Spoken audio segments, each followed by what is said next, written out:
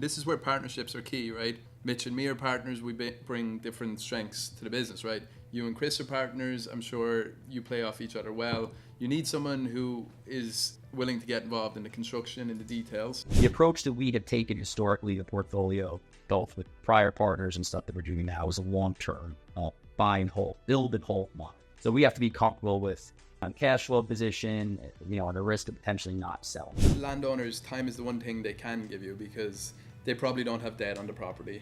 It's probably something that's been sitting there and they're trying to time the market or speculate themselves. So if you show them a pathway to a better day or a higher price, they're probably going to be able to go with you. Andrew Esposito, welcome to the Broker Brunch. We have Peter Hungerford's whiskey. Cheers. Thanks, Pete. Andrew.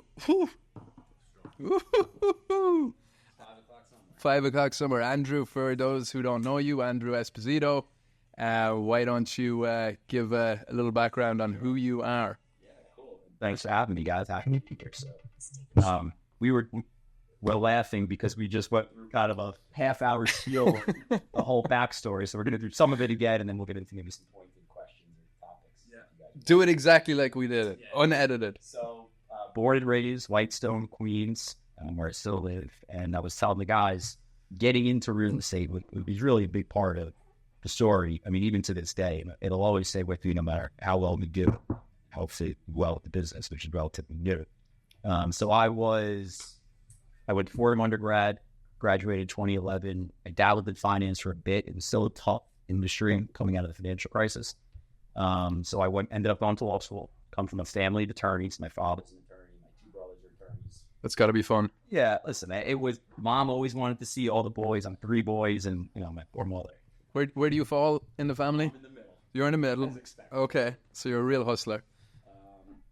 And I rebelled as much as I could just for the sake of rebelling to kind of carve my own path. And after dabbling in finance for a bit, I kind of gave in and said, let me go to law school. I got good scholarships in good regional school. So I did that. I actually ended up graduating first in my class. So I killed it, worked really hard.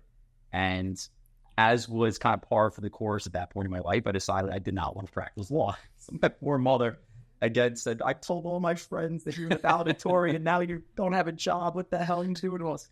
So I ended up, this is 2016, went through a quite extensive period of networking, for lack of a better word, and sort of soul searching and trying to figure out what I wanted to do.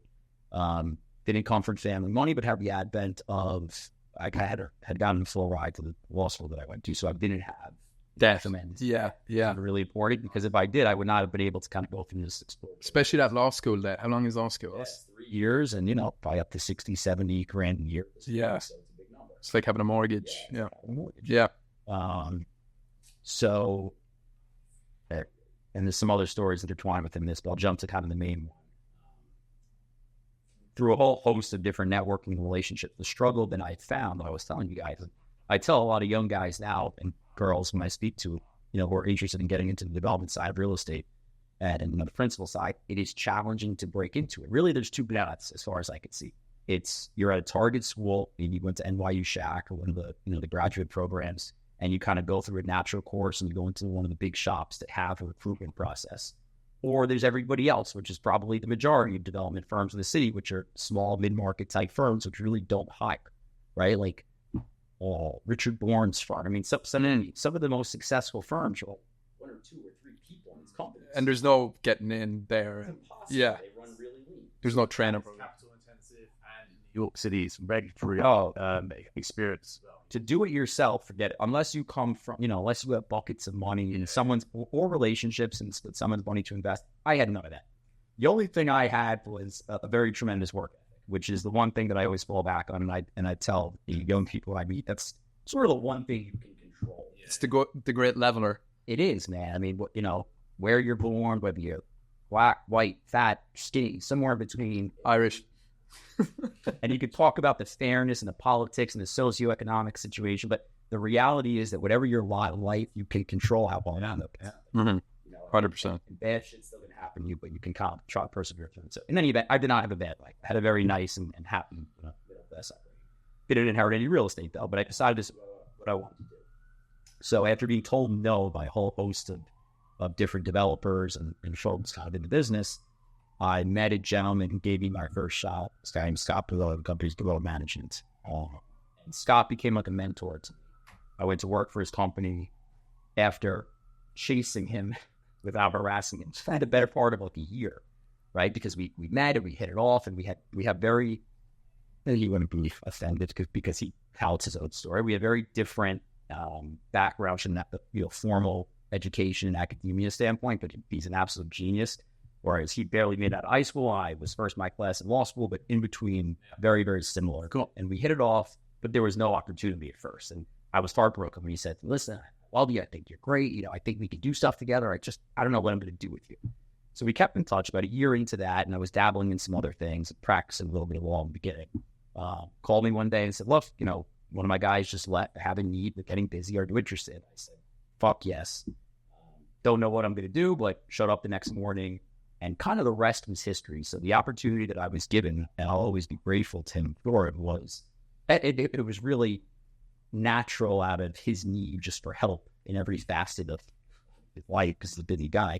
But my first task, and I'm not ashamed to say it, sorry, was that I showed up and he had a stack of papers. He goes, these are all the tickets for my Aston Martin that I parked outside of the hydrant because I don't want to walk 2 blocks and I don't want to make him seem like a prima donna. He is a little, we all are.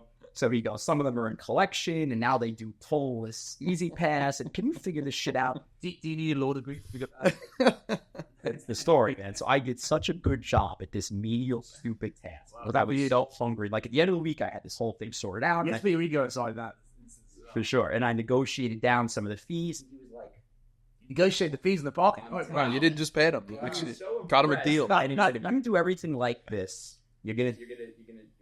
How you do anything is how you do everything. Exactly. That was the point. And I knew enough to know that because I didn't know how many shots I was going to have to prove how good I was at commercial real estate development investment. I didn't know how to do it. So any opportunity I had just to crush something, I freaking crushed it. Right. So, he saw just the kind of natural fire you had. Yeah. For lack of a better phrase. So, and I mean, we spent the better part of the first 2 years commuting from Whitestone, Queens, commuting to our office in Tribeca together. Every phone call, every lunch, every business meeting, and I just absorbed it all at this point. Worked really hard. Now, this was the Dog Pound Gym days, or this was before? Yeah, so I was telling the guys. So, and Scott should be the one to tell the story. Maybe you'll have him on one day. His first ground up development that he did very well on was the Arlo Hotel Hudson Square, and our office was across the street, and it was above the Dog Pound Gym where Victoria's Secret girls work out. Did you marry one of the Victoria's Secret models? No. Oh. I like to see more beautiful. Hey. Cheers, Mrs. Esposito. Yes. So yeah, we had a good time in Tribeca. And Scott's whole story is fascinating. I don't want to be the one to tell it again, but he did really well and kind of built his business coming out of the financial crisis. He was the epitome of a hustler before that. Without formal education, as I said, but a really, really smart guy, voracious reader, and had an opportunity to develop what is today the Arlo Hotel Hudson Square on the corner of Hudson on the corner of Canal Street between Rem and Hudson. And he did really well from there. That's kind of what catapulted him from a fee-based general contractor into development for his own account. That was, financial crisis plus. So that both transaction period began in 2007 and 8 and probably ended in 11, 12, or 13. He was a hotel developer for quite a while. I joined him in 2016. So connect the dots when I got out of law school. It was 2016. Maybe I joined the firm in 17. But that was really where I got my start, and I owe everything that I have now and that I know how to do now to that start, which he and his company had given me. So after a few years of working really hard, I was able to invest alongside of our company at the time, partner with him on most, if not all, of our projects. And then about, must have been 2+ years ago at this point, just kind of had a natural outgrowth and went separate ways with a couple of other smart guys and some really good relationships and really solid know-how, and been doing sort of the same thing ever since. So we do ground up development, value add, opportunistic type real estate investing, mostly the boroughs, Bronx, and having some fun with you guys, Queens and Brooklyn. Nice. So the charter school market, you know that very well. You know, in the Bronx, it's sort of been saturated with a lot of people buying themselves as well. And is that the case in other boroughs? Like, where are you seeing opportunity? Yeah, so charter schools are really interesting. So that was actually how I got my foray to the business. When sort of Scott said to me, I've gotten really busy. It was because he was beginning to look at the start of his charter school portfolio. I think by the time I split, and he probably still is the largest private landlord to charter schools. We did quite a bit. I mean, this had worked on and overseen development of upwards of 8 to 10 charter school projects. This thing started booming in 17, 18. So in 2015, 16, there was a concept called rental assistance, where the New York State legislature created this mechanism whereby New York State could help subsidize rental dollars because of the high expense of private real estate in New York City. So there were certainly charter schools, obviously, well before then, but charter schools as an asset class was sort of born out of that legislation, because prior to that, it was very difficult for these folks to compete. Even in the neighborhoods where they need to be located for their mission, like the South Bronx, Southern Queens, etc. Real estate's expensive. Turnkey. These are effectively they're public schools, right? So think about when you go into a true New York City public school. A charter school is a New York State public school. The first one we did, we all said, "What's a charter school?" We really didn't know too much about them unless we had a child. They're New York State public schools, and their purpose or justification for existence is to not compete with, but to supplement the New York City DOE public school system. Sorry, jump in. Is it difficult for you to compete with some of the CHIPS and Success Academy of the world because they have mission-driven capital, which isn't necessarily driven by returns, whereas you develop new returns to investors? Yes and no, but we also, and we're early, so I'm not going to get into details, we're working with Success Academy in a project right now, actually, which is sort of the natural offshoot of a lot of the more community-based development, charter school development. Because they don't want to build themselves, they want expertise to come do it. Typically, yes, right? And the typical mechanism by which schools like Success Academy and some of the larger networks have kind of grown so voraciously was through a concept called co-location, where they were housed in underutilized wings or rooms of public school buildings.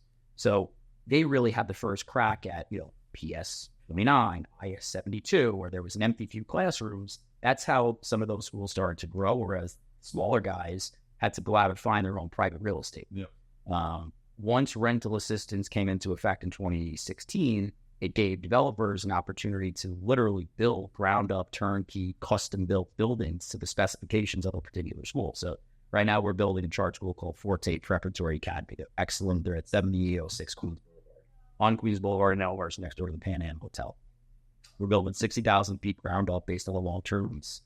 And so we were able to acquire this piece of property and build upwards of $50 million project, which we privately financed. We have a loan of, say, 7%, typical type of vanilla construction loan. Who my friends ever did, James Morris? Correct. Good. Here I was the financing. That was great. James and Adam actually were the best. James was also one of my best friends. And with a lot of the guys, to be honest, you guys have a cutthroat shop and a great group of people. But so James financed that and many, if not all, other of the charter school projects I had worked on. So on this one, for example, if it's a $50 million project, we have a $35 million loan and we wrote $15 million in cash, and we're able to build that project based upon the strength of the long-term. How do you write that check, 15 mil, right? You're a young guy, you've grown a company, I know you've a lot of commitments, I'm sure, outside of work. How does somebody go from, say, being in 2016, you're paying parking tickets for Scott Barone, to 8 years later, you're financing $50 million projects? 15 million in equity is a good number. How do you do that? It is a number, man. It's a part of the fascinating aspect of the story, because I wake up and sometimes pinch myself. Not that I'm fabulously wealthy, because I'm not, but have learned how to kind of parse it together. So we work with some investment capital, not institutional level, not hedge funds. It's friends and family type LP who participate. But it's relationships. I mean, we have a co-GP partner on this one, and it's very public. It's a gentleman named Matthew Sprayer. And his company's Nick Point Ventures. Matthew, you know Matt? Yeah. So Matt's my partner on Forte Prep and hopefully a few others that will come out soon. And so a similar but different approaches that we bring. So Matt comes from the real estate dice, really. I mean, his thing was a grandfather who started it. The tuck it away self-storage business I can't even tell you what year, but effectively they originated the idea of self-storage in New York City, right? And there's a lot of buildings in the Bronx you guys are probably familiar with. Oh, we are. Yeah. We're on him. So Matt, he's a great guy. He's a really savvy guy. I guess he's third generation, but really, really smart, really good at real estate finance. And between, his own balance sheet as well as some partners of his, we kind of put it together. Strategic relationships. 100%. Right. Same thing with the lenders. Yeah. Our lender, and again, this is all public. Our lender was actually a syndication of 3 different lenders who are nonprofits who have a specialty of lending to nonprofit uses. So even though we're not a nonprofit business, because our model is very much focused on nonprofits and community uses, they were comfortable lending to us, which also allowed us to achieve slightly higher loan-to-cost ratio than we would otherwise get in the private market, with simultaneously lower pricing on interest rate. And it's a really good example of everyone coming together to spread the risk around. Nobody has too much of the pie, so no one's left holding the bag. If I was greedier or different, I didn't need a coach and be partner for the sake of executing on the business model. This is what we did. Right. But, Matt and his company and his lender, everybody brings something of tremendous value. So even if I'm making a few less dollars from an investment standpoint, you're getting way more exposure, way more deals. And you're getting the project done well, on time, budget. I mean, I'd rather do projects like that than make maybe a few more bucks and go out alone and forego some of the other. Super smart. Yeah, smart. Really smart. Sorry, we're getting deep. I'm just going to be curious. What's up? Who are the lenders? If you can say. Sure. No, the main lender is called LIF, Low Income Investment Fund. Okay. And then they have 2 partners who they bring on board. One is Reinvestment Fund, one is Enterprise. Because they all have maximums, and we were sort of above and beyond what they typically lend on construction. So they syndicate. It was an undertaking. Yeah. To think about in today's market, today's environment, to close a construction loan, let alone with 3 different lenders, 3 credit committee approval processes. It's been quite an undertaking. The last several months of my life have been interesting, for lack of a better phrase. But it's been super exciting. We're also doing another ground up charter school with. Again, there's another partnership group involved in Dyker Heights, Brooklyn. And I'm happy to talk more about charters, but the other business model that we've been very active in is going through the ULR process to rezone land, which we kind of got active in over the course of the last 2 years, really before 45X. Rezone into charter school? Just to achieve really higher density housing and to kind of supplement the affordable housing challenge that's happening in the city. So we have about this point 7 or 8 rezoning projects going up at various stages in addition to some of the charter work we're doing. So, and that will ultimately be affordable housing type of projects when this is done. The land business is very interesting because it's very speculative business, particularly in rezonings. Super speculative. Yeah, I even know personally, my father, which passed away last year, but our 5 siblings inherited a piece of land, has no planning. It's kind of different there because I think that's right. But it has an acre and a half. It's worth 30 grand as is. In England, this is 1.5 acre. Yeah, 1.5 acres worth 30 grand. Okay, if you rezone it, it's worth a lot. So that's the whole concept, right? You can artificially reduce your basis. So, but the risk is, you're exactly right. They are discretionary land use actions, and I don't care how good you feel about it until the council member votes yay or nay at the end, which is typically 2 or 3 years later, and hundreds of thousands of dollars, if not more. You have no freaking idea. So how do you measure that risk and go about that speculation? Because that's an older gut feeling experience. Typically in one of 2 ways. And I'm going to give away some of the trade secrets. Not that I'm the smartest guy, but typically in one of 2 ways. I'll overpay to get a whole bunch of time in a contract. Yes. Okay. Yeah. Right? Or I'll bring the owner/seller in as JV partner. Yes, that's smart. But you've interested in the first one that we did, we were negotiating, myself and some other partners, we were negotiating for a whole bunch of time in a contract because I want to remove that risk every time we're doing a rezone. Unless there's some tremendously compelling reason not to, meaning a tremendously compelling reason to close because there's some other usage, what have you. I want to not close until the rezone gets done. So I know for a fact what zoning am I getting, how much FIR do I have, what therefore is my IP basis. So we were a couple of years back negotiating for one of these transactions and trying to get a whole bunch of time in a contract, and we were prepared to overpay. And I always like the transparent approach. This is my business model. This is what I'm going to do. This is why I need the time. Because to ask for 2 years worth of time in New York City is tremendous, right? There's no, like you said, right? As of right zoning, it's not Long Island or Westchester or other countries where there's site plan approval contingencies. It's New York City, nice days, whatever it is. close and, take the risk and put your big boy pants on. We can still say that. So in discussing with the seller the reason for the time, and I was explaining, it's an all-one. We can build right now, a handful of single-family homes. It's 45,000 foot wide. I'm going to go from R6A to 3.6. I'm going to have a 200,000 foot buildable. The market rate, with the affordable housing FAR blends at $150 a foot. The site can be worth $30 million when I'm done. So please give me the time to do it. Yeah, $30 million. My asking price is $5 million. He said, if you can do that, I'll give you as long as you need. Yeah. I want to be your partner. Yeah. And we looked at each other, myself and another partner. We said, okay, that's fair. Mm-hmm. So that's one approach, right? Because just to get that much time is really challenging. Or, if somebody has an ask of $5 million and I know that I'm reasonably confident that I can get it up to being worth $10 million, 15, $20 million. Hey, I'll pay you $8. Give me 2 years.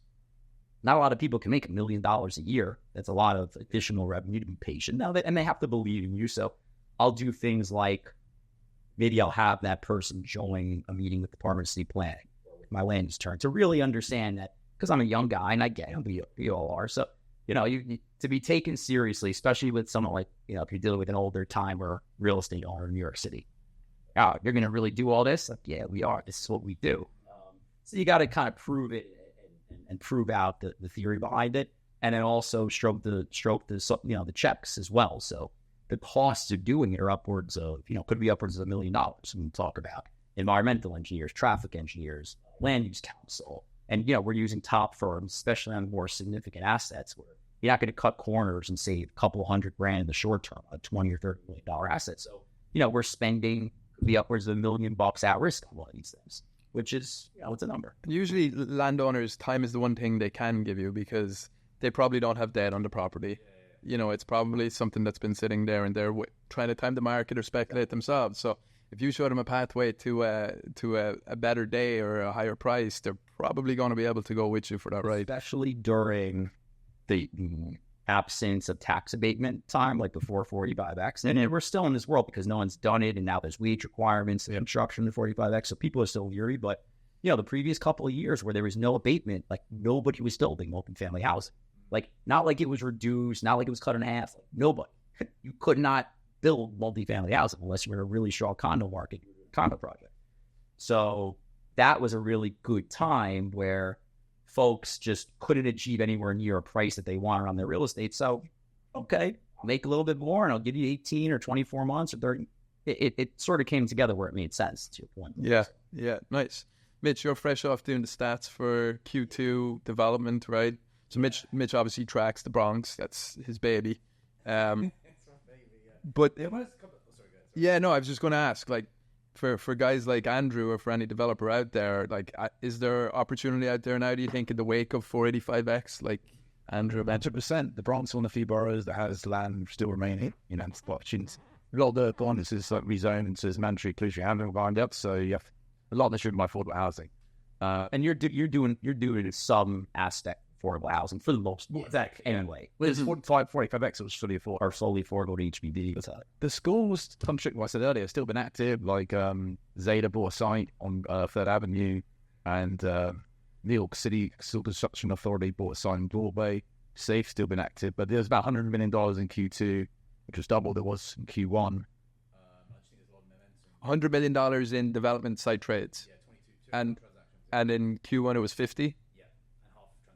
So why would that be double when 45X was what, March, April? We wouldn't see those trades yet, right?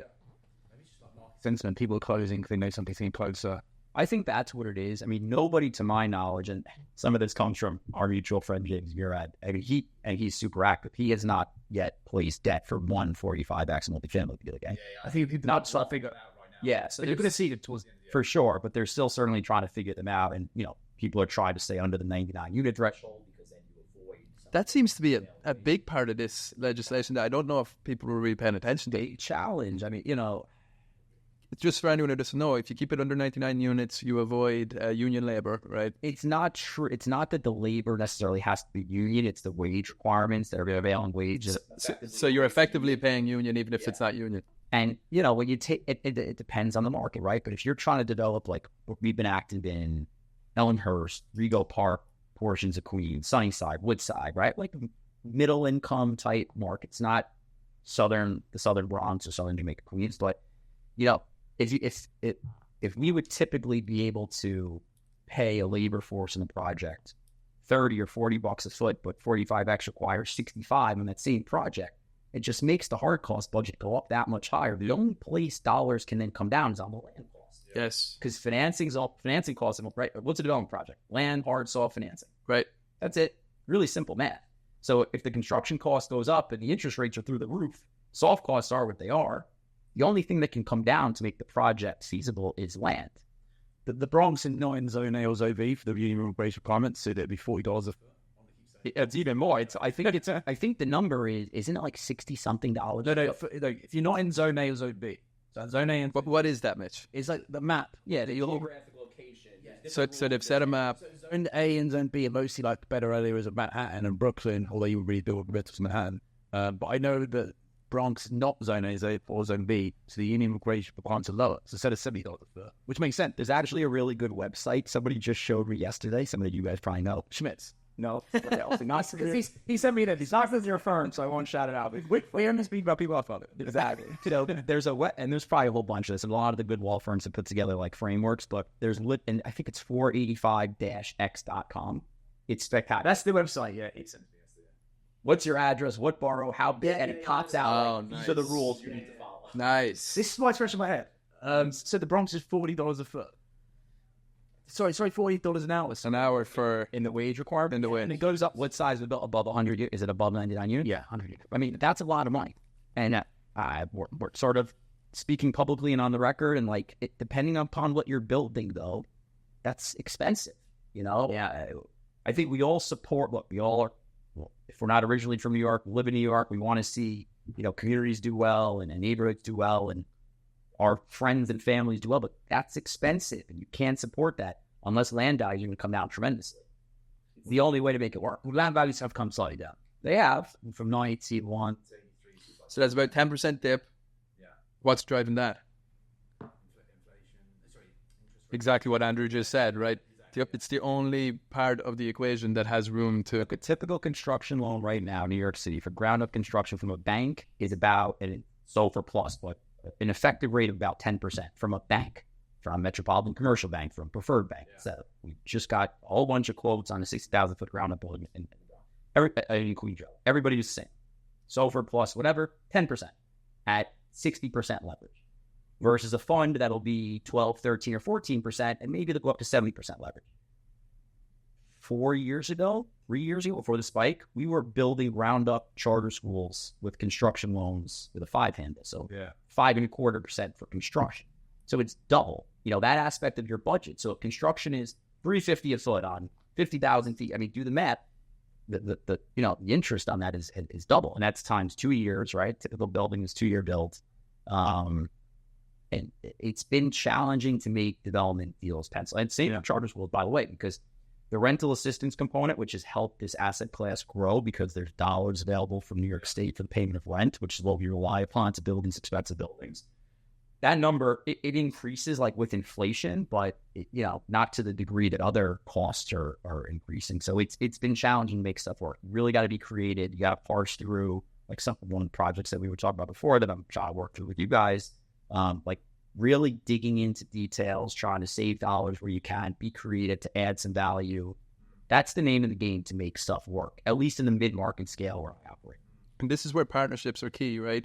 Mitch and me are partners. We bring different strengths to the business, right? You and Chris are partners. I'm sure you play off each other well. You need someone who is willing to get involved in the construction and the details. Let's talk about that. Yeah. That's super important too, at least for me. And there's different, developers who approach this different ways. You alluded to Chris Corrales, who's my partner, who has been a general contractor and built over 1 million square feet. Young guy like us, but, while I was in college, we were in college and I was in law school, he was building buildings since he was a late teenager. So, he's a mid to late 30s-year-old guy, and he's built over 1 million square feet and said he knows how to do this really well. So our partnership came together sort of organically because what happened was we were both leaning on each other. If I had questions about construction, hey, could you come price this up? Hey, what would be the roof package for this building, et cetera. He'd be calling me on stuff on the development side, what are interest rates for this type of project? And we both said, what are we doing? We should just kind of team up. We're really close person friends who worked together at prior firms, I said.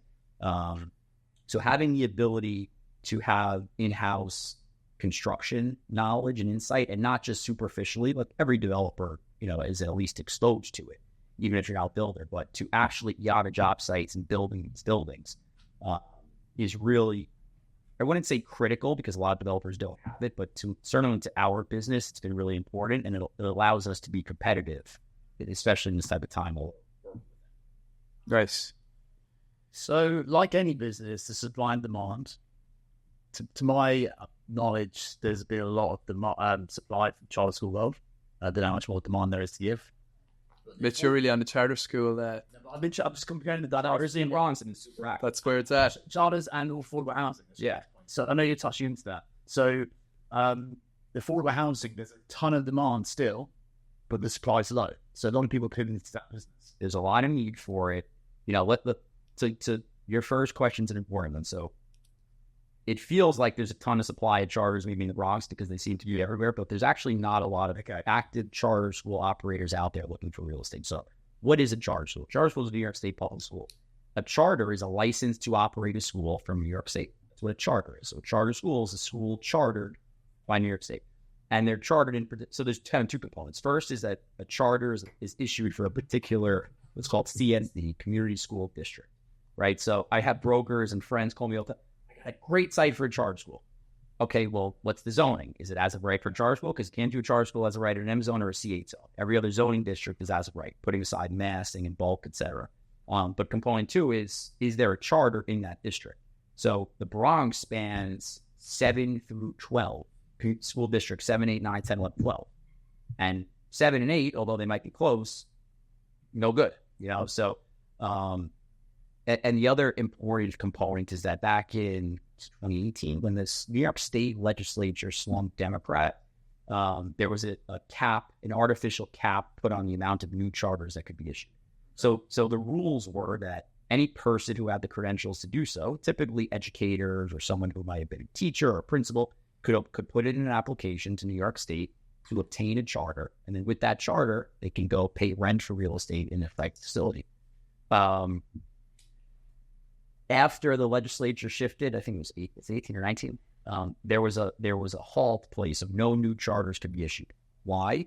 Because the reason the charter schools are contentious is because of the union issue. They're non-union operate. They also don't have to be union built, but that's less controversial because a lot of buildings are built without union labor. It's the fact that they're non-union operated versus the New York City Department of Education, traditional public schools, they're union operated. So when you hear in the press that are you pro or anti-charter school, your first inclination is probably, I don't know, what does that even mean? They're public schools in demographically and racially challenged neighborhoods, and they seem to do, these things are spectacular. The students typically wear uniforms at public schools. They're doing really well on standardized testing. They're respectful. It's this whole different kind of opportunity, but there's a lot of opposition to it because the buildings are typically not union operated. So that's the reality of the world, whatever side you stand on it. So that's why this limit is placed from the Democratic legislature several years ago. How then, you would ask, is the next logical question, has there been still expansion? And it's via that very word, expansion. So if you have an existing elementary school, K through 5, the current law allows you to expand to a middle school, 6, 7, and 8. That doesn't count as a new charter. So it kind of gets around the cap. And that middle school can expand to high school, 9, 10, 11, 12. So if you have one, you can grow it out, and that outgrowth typically results in a need for new real estate. So there's still been quite a bit of activity in that aspect. And yeah, the Bronx has been really busy because, again, the justification for their existence, there's test scores that have to be measured, and the testing is compared against the local public, the DOE public schools. They typically have to meet or exceed the public schools, or else the concept is, why is New York State subsidizing dollars to help provide more public school seats if they're not doing as well as, if not better than, New York State public school systems? Make sense? Mm-hmm. And where a lot of that need is in the Bronx. Interesting. Have any of these charter schools sold? That's the other big challenge with it is, because we'll talk about, we'll underwrite a deal and we'll say, it's going to cost this, this, and this, and there's this kind of revenue. And then after a 5-year hold, it's a 6.5 cap. But a smart person will say, okay, great. So you have a cap rate, which results in this value. You get this IRR. So it's a good deal on paper, but is that exit actually real? Who buys these things? The short answer is not many people. So speak out loud. It's very similar to full housing business. Fundamentally, very soft. Yeah. I mean, you got to look at the approach that we have taken historically, the portfolio, both with prior partners and stuff that we're doing now, is a long-term buy and hold, build and hold model. So we have to be comfortable with kind of cash flow position, and the risk of potentially not sell, because the cap rate of the sale on paper is very nice, but if you can't actually achieve that exit, it's meaningless. And a lot of guys get hurt that way. Obviously, you guys know that, right? So,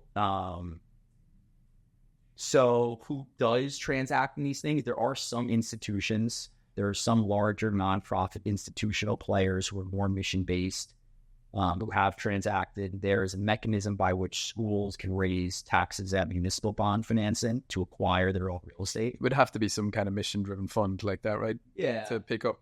Yeah, and you would imagine maybe somebody picks them up at scale then, right? That was kind of our thought when we were building this portfolio out, was that maybe it gets split off into a REIT, or there's something that we can achieve via the scale. Yeah.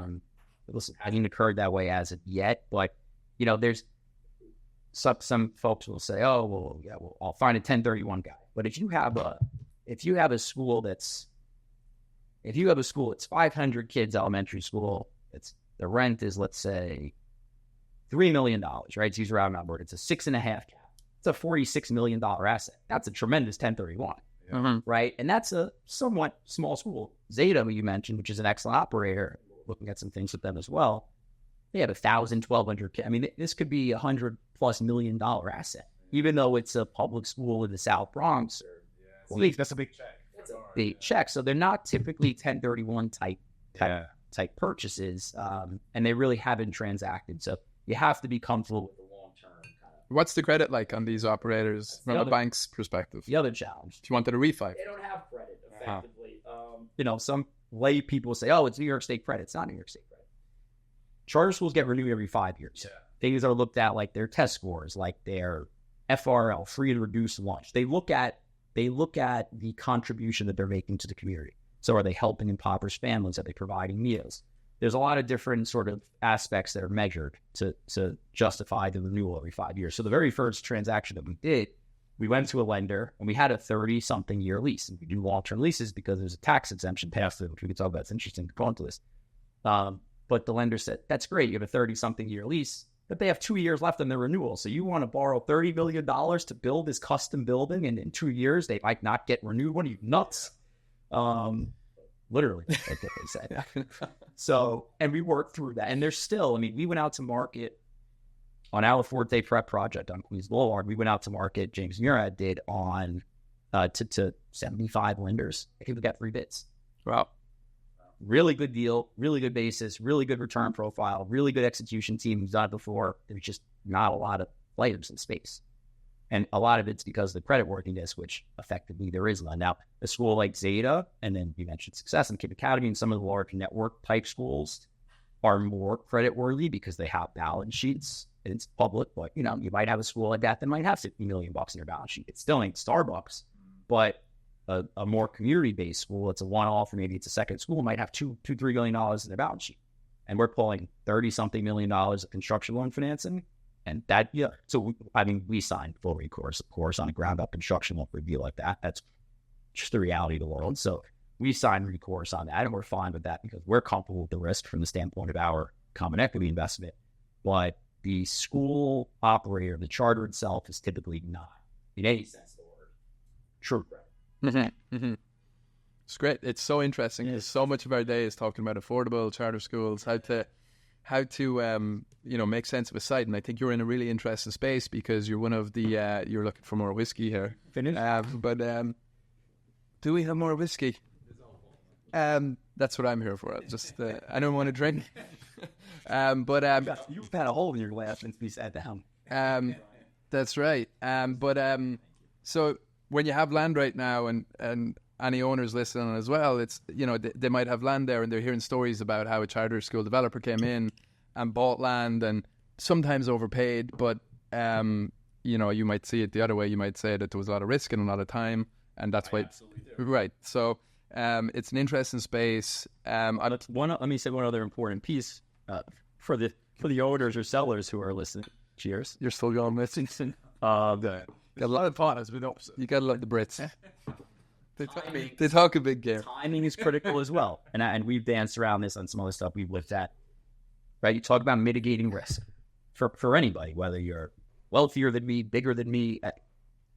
Responsible development, a tremendous aspect in addition to the return profile, is the risk component, right? So I don't want to close until I have a signed lease, because the signed lease is what's financed. I can't tell you, I've seen countless guys close because they have an LOI with a charter school, or we know someone. I'm sure you do. It's happened in the Bronx quite a bit, or they just have the idea of a charter school, but at least somebody who reasonably, you know, knows what they're doing has a signed LOI. But it's not worth the paper turn it off. So if the charter school turns around and either doesn't move forward or moves to another site, and you own that land, depending on what you paid, like there's guys marketing stuff in the Bronx, I'm sure you guys see this, where it's $92 a foot. Well, that sounds like a decent number, but that's a community facility floor area. The residential floor area is $160 a foot. That's not the market anywhere in the Bronx, right? So like guys, a lot of brokers will try to talk about. Well, all those Zeta just didn't make $180. Ooh, was that on the CF or the Resi, or was it the same? No, that was the ZFA. Because there are some of these districts, right, where you get a bump for community facility. So I could maybe pay, like if you know there's a site, this is the other thing that's interesting about these, when we look at in the right neighborhoods where, let's say the market is $70 to $90 a foot on the ZFA, but the residential ZFA. But if there's a bump for community facility, maybe I'm paying $80 on the community facility floor area, but it optically looks like I'm paying $110 a foot on the residential floor area. So to you and your client, you're getting a win because I'm overpaying, but I'm paying a lower number. You're looking at a different metric. It's not apples to apples. DJ Johnston, shout out to DJ. We pitched this very concept to several owners where there was like a regular ZFA, but there was that 6.5 bump for the facility. We did it successfully in Riverdale. We got Court Square to purchase it. They built are building a homeless shelter. I'm not allowed back in Riverdale, but you know, we got the deal done. Dabbling in that space as well. It's been active. It's what the city needs. 140 buildable though it looks like that on the ZFA, but they're just looking at different metrics. So there's many ways to skin a cat. It's fun, by the way, which is fine, and I use that approach all the time. What irks me sometimes is when a broker will say, "I got the deal of a lifetime. It's $62 a foot," but that's the community facility. That's foot. That's only to presuppose that you have a community facility. Was that Yoni? It was a good fragment.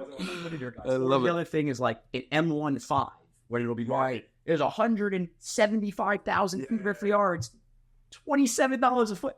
But it's an M1. No one's going to build 200,000 feet of community facility under M1 zone. It's like, but if you know enough from the standpoint of what I do, look, brokers are salesmen and they're selling weeds. And I understand zoning really well. And I'll look into this. And I'm always debating, but in a spirited way with brokers about what I think stuff's worth. But again, like I try to take, and I'm going to circle back to what I was going to say about timing, which is important, but I try to take a transparent approach. I'm looking at something, especially with dealing with brokers, guys who are friends or guys who aren't. Here's what I'd like to do here. Here's what I need.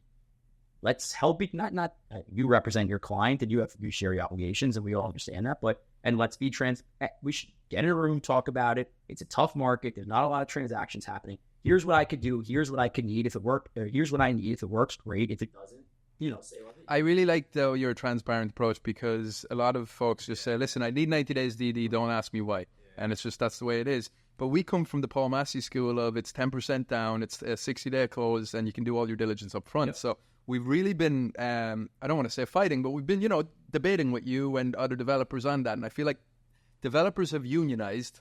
They've come together and they've said, do not sign a hard contract. If we all ask for 60 days DD, it'll become market, and it's fucking happening now. Yeah. Because I feel like every contract, every development, 60 is becoming market, and it's like, don't even ask me why. But in fairness to you, on a deal that we're trying to do with Kevin Schmitz, you said, listen, here's why I need the time, and here's what I'm going to be doing with the time. And I do think that helps when you're going to an owner. Talk about that. I was going to use, without naming names, but because it's the same structure in any one of these from the standpoint of a charge, the right way to do that. Give away a couple of trade secrets. It is what it is. It's not rocket science. I don't want to close before I have a signed lease. Even post-signed lease, there's risks. But signed lease, I'm comfortable to close. It's a calculated risk then, yeah.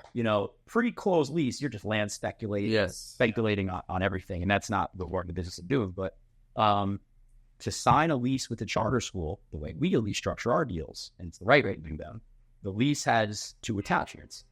A test fit, which is really like between a test fit, like a blocking plan, but closer to schematic design, and a scope of work, which is like a 50-page document, which says what brand paint, Benjamin Moore, so literally what type of light fixture, so when we sign this deal, because the deals, we don't get TI, we don't get dollars up front, we don't even get meaningful security deposits. We're taking all the gamble. We're building a $45 million project with zero participation from this tenant, and we'll give you a set of keys in 2 years. And then you pay the rent, which is within the confines of what they're able to pay from certain funding buckets they have, but all of the risk. Personal guarantees, they're not involved in any of that. So you really go into this that when you sign that lease, we know exactly what we owe you, and you, Mr. or Mrs. Tenant, know what you owe us, i.e. what the rent number is. To get to a point of not just business terms within a lease, because that's actually the easier part, it's the exhibits. It's the test fit and the scope of work. To work through a test fit, especially with a school like Zeta, if their CEO Emily's listening, she would chuckle because she knows she's very good, but she's very difficult. She's a sweetheart, I heard. She's so good. She will be. I'm not going to, the schematic test fit drawing that's attached is very, very detailed. So I need that time. So I need to sign a lease, but the lead time item within the lease are these exhibits. And that's when really I could close. So that's the challenge that we face. And I'm more than happy to, if we're looking at a site, certainly to the brokers and even to ownership, like, this is what I'm dealing with. We can make this work. This is what we need. Yeah. And I think to argue against myself, you could flip it around and say, Brian, we can give you a 30-day price at 10%, but the owner's not going to like it. Right. So because the price to take the risk, you got to be paid. That's the what risk. You're saying. Yeah.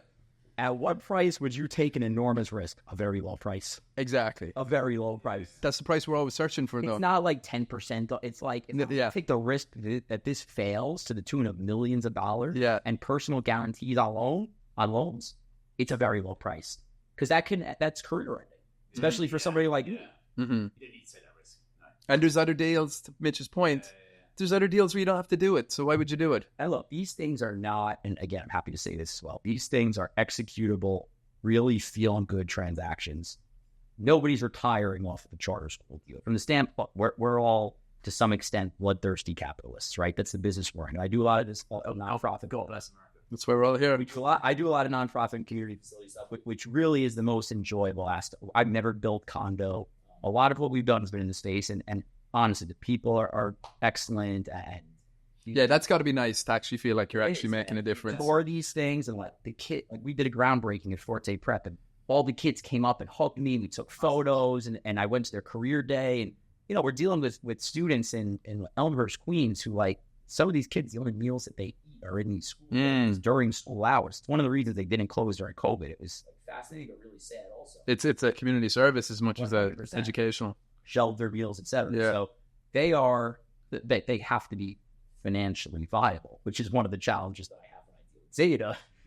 Zeta thinks that it should be, you should do it because it's the right thing to do. Yeah, they certainly need to be financeable. Mm-hmm. What type of return profile we're willing to make on our equity investment, that's our prerogative, but they need to be financeable, right? So it's been a great space to work within. I hope that there's quite a bit more runway. I think there will be. It is sort of politically impacted, quite a bit. But we've been having really good luck at it, working with good partners, and I hope to do quite a bit more. That's awesome. We've unpacked that development space. I feel like we could talk about it for hours, but I'm just curious about Apex going forward. Where do you see? Not to ask you an interview question, but where do you see the next few years for Apex? That is so impossible to answer, because if you asked me, in the past 3 months, and I say this very humbly, we have been we've been signing a lot of new deals in the last few months. We've been, kind of coming out of the gate with the new business. We were really I'm stumbling on my words because I want to be very diplomatic about how I say this. Stop the red breast. Coming out of my former company with some of the challenge that I felt there, which were some of the reasons that led to me kind of going my own path, was to have the ability to kind of spread my proverbial wings and just really go out there. I had an incessant desire to work. I love what I do. I work 24/7 to the standpoint where I've sacrificed other good parts of my life, and it's a whole other conversation. Family, friends. I mean, what I do is everything. I mean, I wake up. If I get a ding on my phone in the middle of the night, I'll go to my computer and start answering emails. Like Friday's my least favorite day of the week, and I was joking with somebody earlier today, and they laughed, and I said, "No, I'm serious. Like, I hate Friday. Why are we not working tomorrow?" I love what I do. I really do. So the last few months has been a tremendous growth period for us, even in a tough market. And it's why we've been kind of like really digging deeply at some of these challenging assets, like the one that we're working on right now. Shout out to one of our listings, 883 Bryant. Yeah, sure. I mean, stalled projects. Yes. Right, where somebody else might say a 25,000 foot rinky dink stalled, fully affordable project in South Bronx. No, sure. We love that shit.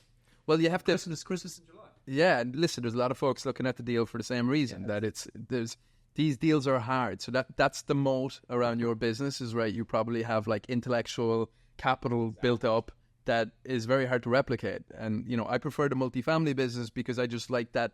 I like that there's volume to it, and I like that, but I notice, because Mitchell is much more the development side, and from talking to guys like you, it's a whole, even though it's real estate, it's a whole business even on its own again. Yeah. And it's tedious, and it's from a scaled side rather, it's small. But if we can dig into it, and there's your other colleague, Adam Hakeem, James' partner. Adam, he's down the hallway. Why doesn't he just come up? He's in the Adam, I'm on the Broker Brunch podcast with Brian Whalen, and you're now on speaker. If we shout it, he gets embarrassed. He's a big fan. Later, he's a big fan. He's a big fan. Those guys are the best, and they're the best. So, to spend the time, and again, similar to what I said about the chart, every one of them doesn't have to be a home run.